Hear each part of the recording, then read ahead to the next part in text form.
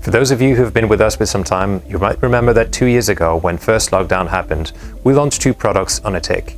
So these products, met with great enthusiasm, were the hand soap and the hand cream. We have them again, and they're better than ever. So, hand soap. We developed this guy using ingredients that are gentle on your skin, but we have also included some bamboo extracts that will provide some exfoliation. So you really get the best of both worlds here. It's gentle, but also very effective. It smells super nice. Honestly, you'll want to have this in every room of your house. Hand cream.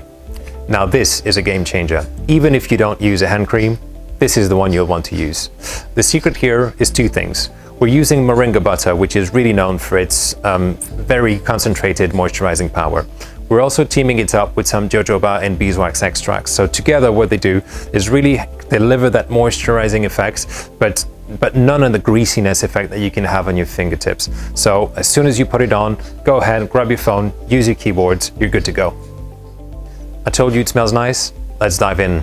So you have a blend of citrus fruits, some coriander seeds, sage and rosemary. Good thing as well, it's not overpowering. So you put it on, smells fresh, and that's it.